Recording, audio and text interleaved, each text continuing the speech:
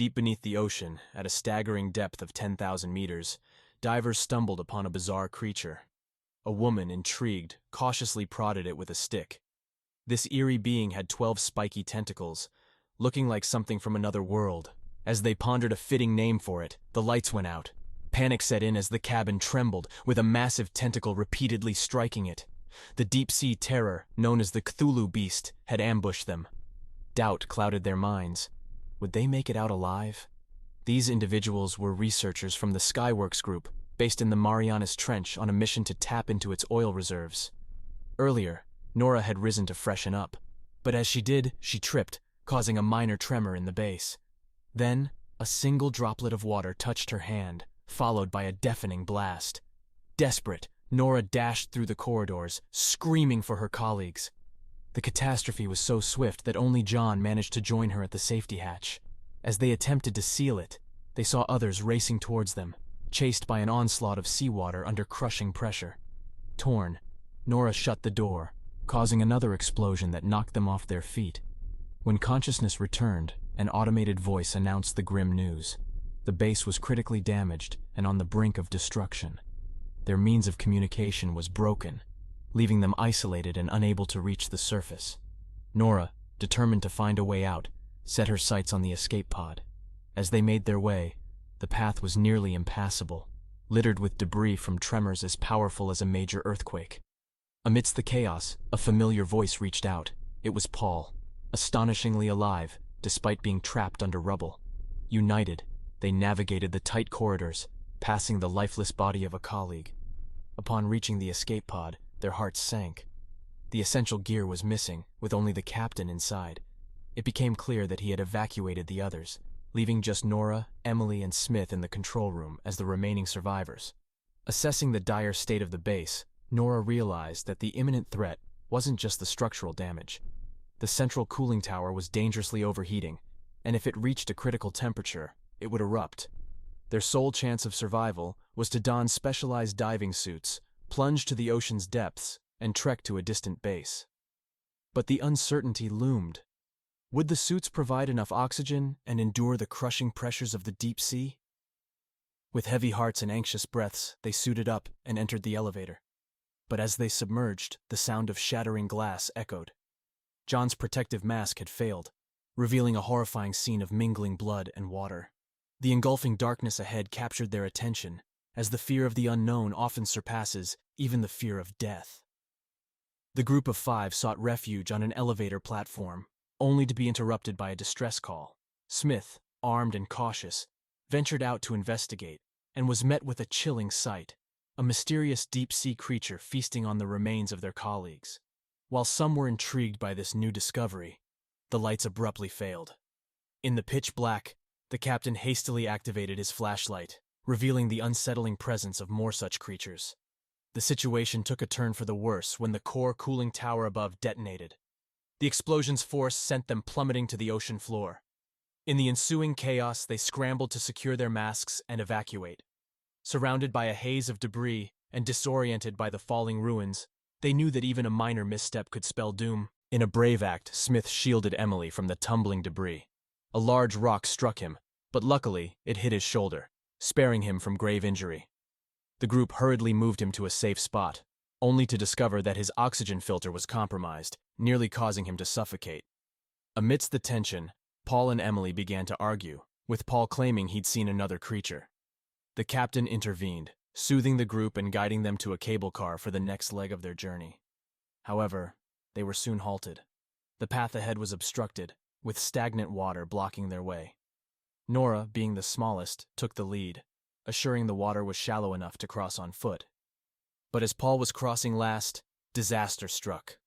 A mysterious sea creature lunged at him. The group tried desperately to pull him to safety, but the creature's strength was overwhelming. Paul was dragged under, and a cloud of red signaled his tragic end at the hands of the beast.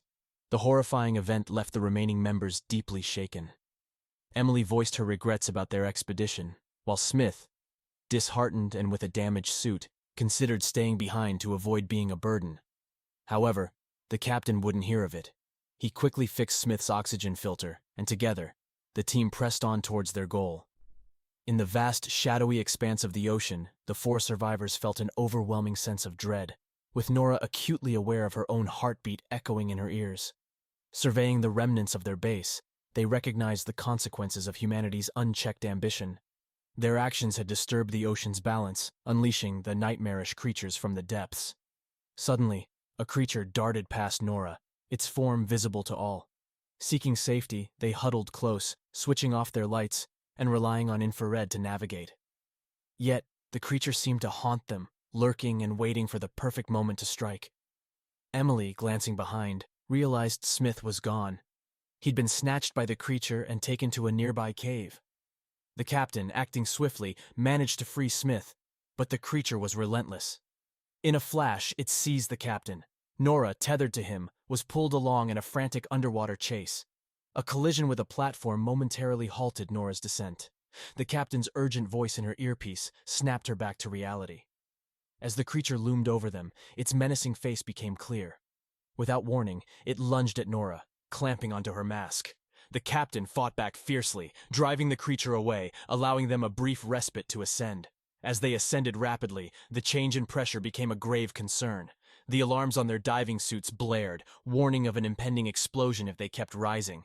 The captain urgently yelled at Nora to sever the rope connecting them and save herself. Nora hesitated, wanting to rescue the captain too. But fate wasn't on their side. The captain's suit began to fail, and his mask started to fracture.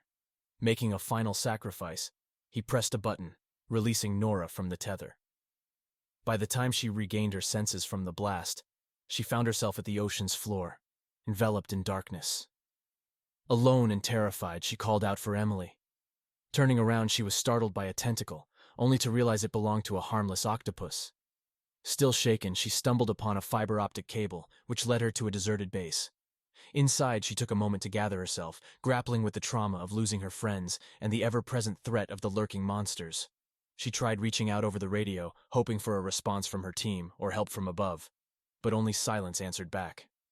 Amidst her despair, a glimmer of hope appeared. She spotted a new diving suit. With renewed determination, Nora prepared for her next move. Gathering her resources, Nora spread out a map on the table, charting her path. She grabbed a flare gun and bravely ventured back into the perilous deep. To keep her spirits up, she whispered words of encouragement to herself. Then, a familiar voice echoed in her headset. Emily. Following a trail on the ocean floor, Nora spotted a distant light. With a burst of joy, she raced towards it, reuniting with Emily in a heartfelt embrace. Their bond, tested by life-threatening challenges, was now stronger than ever. Nora discovered that while she and the captain faced the monster's wrath, Emily had been tirelessly dragging an unconscious Smith towards safety. Nora continued to uplift Emily with words of encouragement as they journeyed on. After what felt like an eternity, they approached their destination. But the sight that greeted them was chilling. The path was swarming with dormant monsters, floating eerily. With no other option, the duo cautiously navigated through the sea of creatures, praying not to disturb them. But just as they were making progress, the alarm on Nora's diving suit blared, drawing the attention of a tentacle that swiftly latched onto her mask. Frozen in fear, Nora urged Emily to continue with Smith. To her relief, the tentacle eventually released her, seemingly a false threat. In a heart-stopping moment, the tentacles lunged at Nora once more, and a massive creature tried to swallow her whole. Desperate, Nora fired her flare gun, successfully fending off the beast and freeing herself.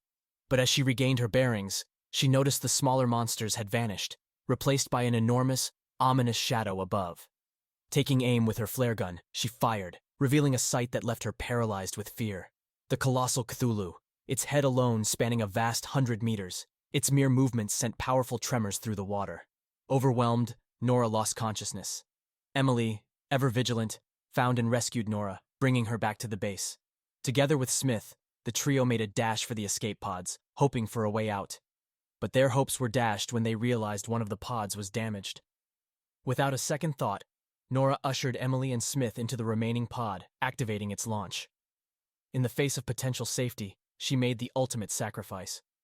As she watched her friends speed away, a deep sadness consumed her, and she braced herself for the end. However, her resolve was tested when she noticed the Cthulhu dispatching a horde of monsters, all heading towards the escape pod. Determined to protect her friends, Nora approached the computer and initiated the self-destruct sequence for the base's core cooling zone. In a powerful blast, Nora and the menacing creatures met their end together. Yet, even in the face of such sacrifice and devastation, human greed remained unquenched. When Emily and Smith were finally saved, the Skyye Group decided to keep the harrowing events a secret from the world. The tragic loss of life wasn't enough to deter humanity's ambitions, nor was the emergence of the terrifying Cthulhu. This raises the question, are the monsters truly the ones to fear?